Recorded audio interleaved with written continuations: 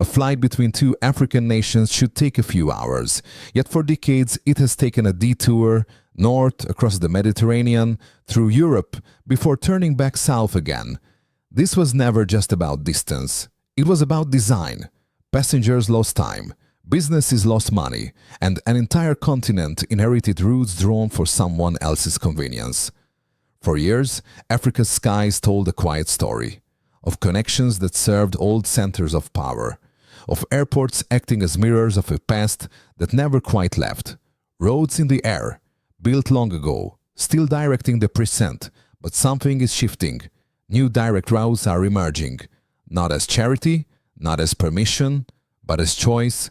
And when a nation decides how it connects to the world, it is not simply planning travel, it is redefining trade, reclaiming time, and slowly rewriting its future.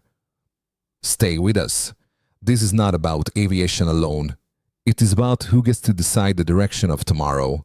This story is about Africa's skies, the colonial logic still embedded within them, and why breaking free from inherited roots has become a quiet, strategic act of sovereignty, one that matters far beyond the runway.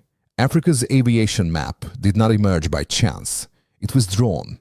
In the decades following independence, many African nations inherited air routes that mirrored colonial administration rather than geography or need.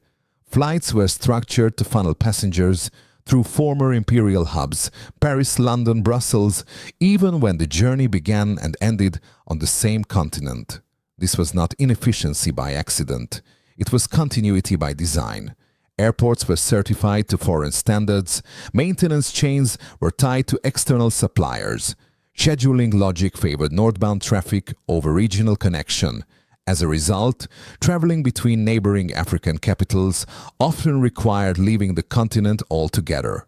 A journey from West Africa to East Africa could mean crossing two seas before returning home. Time was lost, capital leaked, and African airlines were forced to compete on a board that was never built for them. Researchers analyzing global flight data would later note a persistent pattern. Routes between countries sharing colonial histories were denser, more frequent, and better financed than routes between African neighbors with no such ties. The sky itself still carried the imprint of empire, but the consequences reached far beyond inconvenience. For businesses, these routes inflated logistics costs and slowed trade. For governments, they limited strategic autonomy. For citizens, they reinforced the sense that Africa's connection to itself remained secondary. The airspace above the continent functioned like a series of invisible corridors, directing movement outward, not inward, a system that quietly told African economies where growth was expected to flow. Yet beneath this inherited structure, pressure began to build. As African trade ambitions expanded, especially with the rise of continental frameworks promoting internal commerce, the old routes started to show their limits. Cargo delays exposed vulnerabilities. Over-reliance on external hubs revealed strategic risks, and the cost of detours became impossible to ignore. At the same time, a new generation of policymakers, planners, and airline executives began asking a different question. Not how to fit Africa into existing global routes, but how to redraw the routes themselves. This shift did not arrive with grand announcements. It appeared first as technical meetings, as renegotiated bilateral agreements, as quiet adjustments to fifth freedom rights and hub strategies, incremental moves, but deliberate ones. Airlines based on the continent started to position themselves not as feeders to Europe, but as connectors across Africa and beyond. New long-haul routes bypassed traditional gateways, linking African capitals directly to Asia and the Middle East. For the first time in decades, the map began to bend inward. And with every new direct connection, something subtle changed. Control over time, control over cost, control over choice. Because when a nation determines how its people and goods move, it is no longer merely participating in the global economy, it is shaping its terms of engagement. Still, this transformation was never going to be smooth. Legacy interests remained embedded. Infrastructure gaps persisted, safety certification, financing, and political coordination posed real obstacles. The sky might be shared, but power within it was not evenly distributed, and so Africa found itself at a crossroads. One path followed the familiar airways, reliable, established, but constraining. The other required risk, coordination, and patience, but promised something else entirely: a chance to redesign the sky not as a reminder of the past, but as an instrument of the future. The question was no longer whether the old routes were flawed. That much was clear. The real question was who would dare to change them, and what price that decision would carry. Because once the first new routes appeared, the world began to notice, and the reactions would reveal just how much was at stake. The change did not arrive with a single announcement. It arrived as a pattern. At first it looked technical: a revised bilateral agreement here, an expanded traffic right there, a new long-haul route quietly added to a timetable, bypassing the familiar European gateways that had long dominated Africa's aviation flows. But taken together, these moves signaled something far larger. African carriers began to reposition themselves, not as peripheral feeders into northern hubs, but as connectors in their own right. Airlines headquartered on the continent invested in fleet upgrades capable of longer ranges. Hub strategies shifted southward and eastward. Schedules were redrawn to prioritize direct connectivity across Africa and beyond. One of the most striking developments was the emergence of new direct links between Africa and Asia, routes that would once have seemed commercially or politically improbable. These flights shortened journeys by hours, sometimes by an entire day, and rerouted flows of passengers and cargo away from traditional centers of gravity. For travelers, the impact was immediate: fewer layovers, lower cumulative costs, and a sense, subtle but real, that Africa was no longer an afterthought in its own network. For trade, the consequences were sharper. Direct air cargo routes reduced spoilage for high-value exports. Business travel accelerated deal-making. Regional supply chains became more viable when time-sensitive goods no longer had to circle the continent before arriving at their destination. The sky, once a bottleneck, began to function as an enabler. Yet every shift of this magnitude invites scrutiny. In established aviation capitals beyond Africa, the changes were closely watched. Analysts debated whether these new routes were commercially sustainable or politically motivated. Commentators questioned safety oversight, financing models, and the pace at which regulatory harmonization could realistically advance. Some framed the developments as risky. Others described them as premature. A few dismissed them as symbolic, but symbols matter, especially when they alter behavior. As traffic volumes adjusted, the data told a quieter story. Load factors on certain direct routes outperformed expectations. Cargo demand followed trade corridors rather than legacy alliances, and hubs that had long acted as mandatory gateways began to lose their automatic status. Within Africa, reactions were mixed but intense. Entrepreneurs welcomed the efficiency gains. Consumers responded to greater choice. Policy circles debated how far liberalization should go and how fast. This was no longer just an aviation story. It had become a question of coordination. Regional institutions accelerated efforts to harmonize air transport rules, building on long-standing continental frameworks designed to liberalize the market. Technical committees met more frequently. Disputes over traffic rights grew sharper, not because the idea of open skies was rejected, but because its implications were now real. And then there was the politics of perception. Every new route that bypassed Europe was read as a signal. Not a rejection of the partnership, but a recalibration of dependence. A shift from inherited patterns to negotiated ones. From default pathways to deliberate choices. Observers noted that these developments coincided with broader debates about trade sovereignty, infrastructure control, and strategic autonomy across the continent. Aviation had become a proxy, a visible, measurable expression of deeper change. Still, resistance remained. Legacy agreements constrained flexibility. Infrastructure gaps limited scalability. Financing costs stayed high, and coordination across dozens of sovereign airspaces proved complex. Even when intentions aligned, the sky was opening, but unevenly. Yet the momentum was unmistakable. Each successful route strengthened the case for the next. Each commercial win weakened the argument that Africa could not sustain its own connectivity. And each bypassed hub forced a reassessment of where value truly lay. The map, once rigid, had begun to curve. And as the world adjusted to this new geometry, one truth became increasingly difficult to ignore. Control over connection was no longer theoretical, it was operational. What remained uncertain was how far this transformation would go and whether the economic gains would translate into something deeper. Because changing routes is one thing, changing outcomes is another. And as the skies shifted, the effects began to reach beyond aviation, touching economies, politics, and the very idea of who gets to choose Africa's future.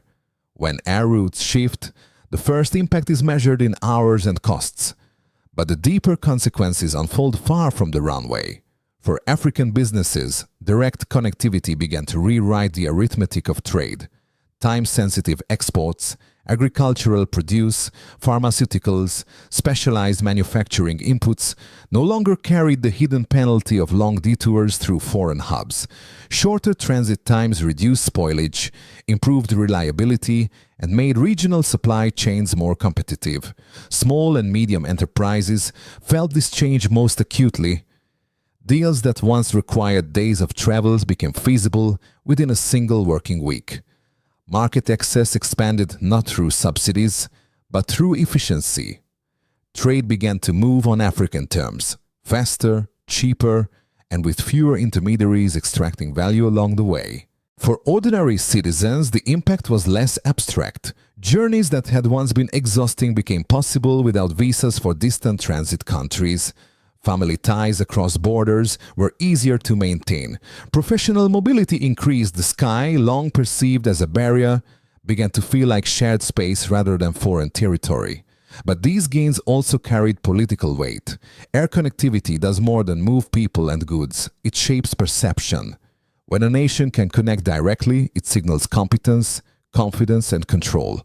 Conversely, dependence on external hubs exposes vulnerabilities to disruptions, diplomatic pressure, and cost shocks beyond domestic control. As new routes stabilized, governments began to reassess long-standing assumptions about infrastructure and sovereignty.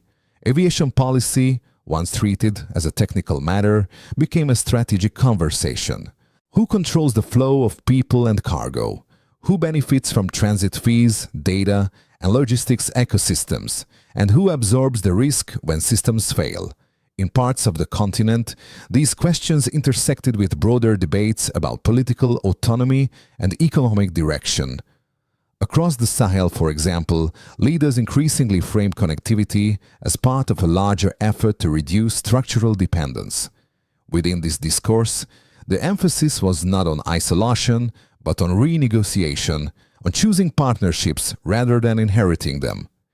Figures such as Ibrahim Traore were often cited in public debates as symbols of a wider push for self-determined pathways, where infrastructure served national priorities rather than external convenience. This shift was neither uniform nor uncontested. Critics warned of overstretch. They pointed to infrastructure gaps, regulatory inconsistencies, and the financial fragility of some carriers. Others cautioned that rapid liberalization could expose domestic airlines to competition they were not yet equipped to face. These concerns were not unfounded. Aviation remains capital-intensive, technically demanding, and sensitive to political instability. Every new route carries risk, operational, financial, and reputational. Yet supporters countered with a different argument. The cost of inaction, they said, was already visible. Overdependence on external hubs had drained value for decades. Delayed cargo had weakened competitiveness. Missed connections had limited opportunity. The old system was not neutral. It simply hid its costs in plain sight. As public discourse intensified, aviation became a proxy for something larger: the right to choose development paths. Parliaments debated air service agreements with renewed scrutiny. Civil society questioned who truly benefited from existing arrangements. And within regional blocs, coordination took on new urgency as the success of one country's routes increasingly depended on its neighbors' openness. The transformation also reshaped the relationship between citizens and the state. Where new connections succeeded, trust followed. Where they failed, skepticism grew. The sky became a visible scoreboard of governance, a daily reminder of whether promises translated into outcomes. Still, the direction of travel was clear. Direct routes altered incentives. They rewarded coordination. They punished inefficiency. And they made the abstract idea of sovereignty tangible, measured not in speeches, but in schedules, cargo holds, and arrival boards. Africa's aviation shift was no longer just about escaping colonial legacies. It had become a test of capacity, credibility, and choice. And as these consequences rippled outward, attention turned beyond the continent itself. Because when routes change within Africa, they do not go unnoticed elsewhere. As African skies grew more autonomous, foreign capitals began to reassess their assumptions, and the global response would reveal just how strategic these routes had become. Africa's changing skies did not unfold in isolation. They were observed, measured, and quietly recalculated in distant capitals. Within continental institutions, the shift accelerated long-standing ambitions. The African Union framed open skies not as an abstract ideal, but as a practical instrument, a way to lower costs, integrate markets, and support continental trade. Technical language filled meeting rooms, harmonization, certification, reciprocity. But beneath the terminology lay a simpler idea. Control over connection was becoming a strategic asset. Regional blocs responded unevenly. Some moved quickly to align air service agreements, recognizing that fragmented rules would undermine shared gains. Others hesitated, wary of exposing domestic carriers or surrendering leverage embedded in bilateral controls. Liberalization promised efficiency, but it also demanded trust. Beyond Africa, the reaction was cautious but attentive. In Europe, policymakers and industry observers framed the developments through the language of competition and standards. Questions were raised about safety oversight, financial sustainability, and regulatory convergence. Public statements emphasized partnership, stability, and dialogue. Yet behind closed doors, analysts assessed what bypassed hubs might mean for traffic flows, revenues, and long-standing influence. Across the Atlantic, the focus took a different shape. Discussions in Washington centered on resilience and connectivity within global supply chains.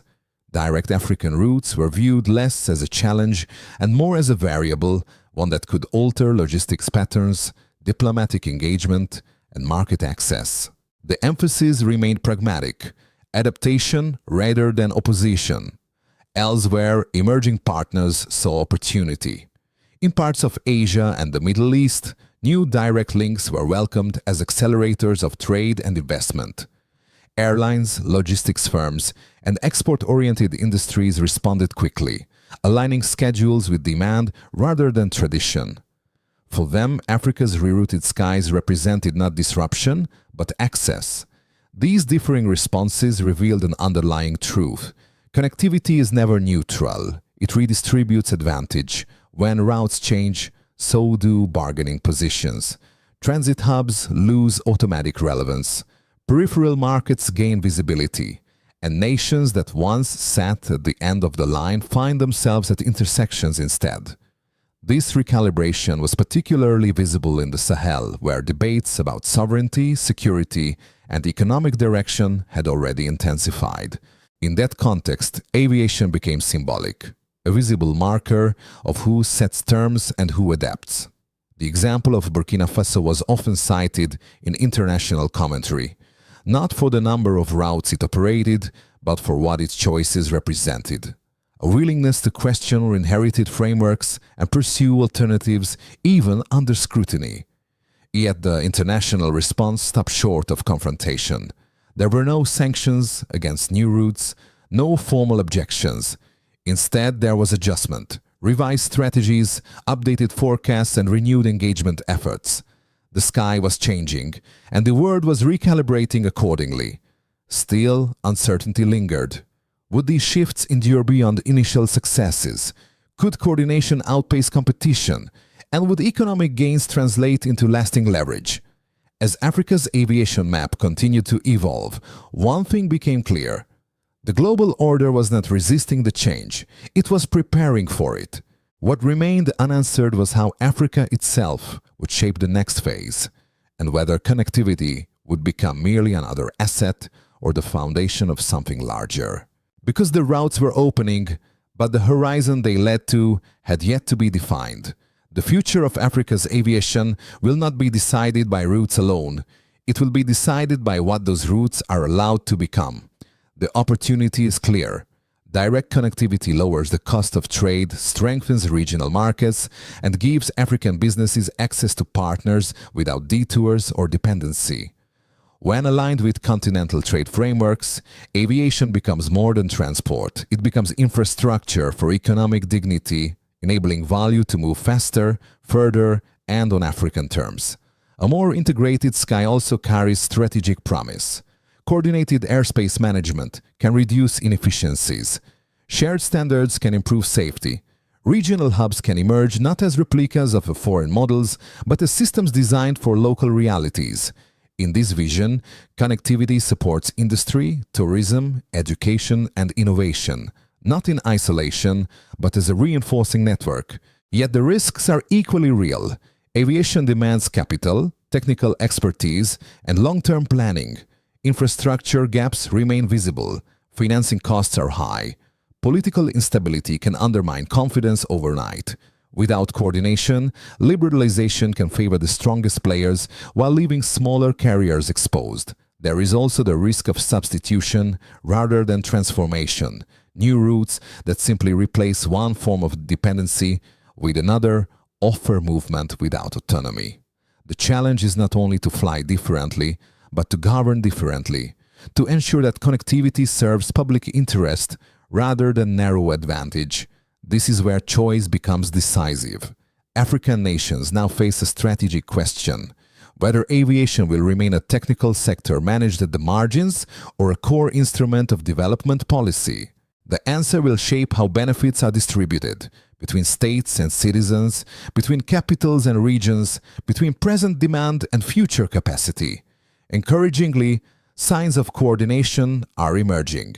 Discussions around shared certification, joint infrastructure investment, and regional financing mechanisms suggest a recognition that no single country can redesign the sky alone. The success of direct routes increasingly depends on mutual openness, trust, and long-term alignment. At its best, this cooperation reframes sovereignty not as isolation, but as collective strength. A sky that connects inward as efficiently as it reaches outward. A system where Africa trades with the world and with itself without permission or detour. The horizon, however, remains contested. Global competition for airspace, logistics corridors, and influence will not disappear. External partners will continue to engage, adapt, and seek advantage. The difference now is that Africa enters these negotiations with alternatives, with options that did not exist when routes were fixed by history. In the end, the significance of this moment lies not in aircraft or agreements, but in intent. A continent choosing how it moves, choosing how it connects, choosing how it defines its future. Because freedom in the sky is not declared, it is designed. And for the first time in generations, Africa holds the pen. The routes are open, but whether they lead to lasting autonomy will depend on the choices made next. For generations, Africa's skies reflected decisions made elsewhere, routes drawn by history, connections shaped by convenience, not by choice. But that inheritance is no longer unquestioned. Across the continent, each new direct flight has done more than shorten distance. It has challenged an assumption that Africa must always pass through someone else to reach the world. The quiet redesign of air routes has become a visible signal that sovereignty can be practical, measurable, and everyday. This is not a story of isolation, it is a story of recalibration. When African nations decide how they connect, they decide how trade flows, how opportunity circulates, and how time is valued. Aviation becomes a mirror of intent, revealing whether development follows inherited patterns or deliberate direction. In this moment, leadership matters, not as spectacle, but as posture. Figures such as Ibrahim Traore are often invoked not because of runways or fleets, but because they symbolize a wider refusal to accept default pathways. The message is simple: choices must be made and responsibility owned. That same question echoes far beyond one country. From the Sahel to the coastlines, from landlocked capitals to emerging hubs, the debate is shared. Can Africa design systems that serve its people first? Can cooperation outpace fragmentation? Can connectivity translate into dignity? The example of Burkina Faso reminds the world that even nations with limited infrastructure still possess strategic agency. Routes are not only physical lines in the sky, they are statements about alignment, priority, and future intent. This is why aviation matters, because whoever designs the path decides who benefits from the journey. As the continent continues to open its skies, the challenge will not be technical alone, it will be moral. Will new routes reinforce old hierarchies, or will they unlock new balance? Will access be traded for dependency or leveraged into autonomy? The answers will not come from declarations. They will come from persistence, from agreements honored, from coordination sustained, from choices repeated even under pressure. And as this next chapter unfolds, one truth remains clear. Africa no longer weighs at the edge of the map, it is drawing it. If the resolve embodied by Ibrahim Traore reflects a broader continental awakening, then the routes ahead may lead not just to new destinations, but to a future written on Africa's own terms. The sky is open, the pen is in hand, and the direction, at last, is chosen from within.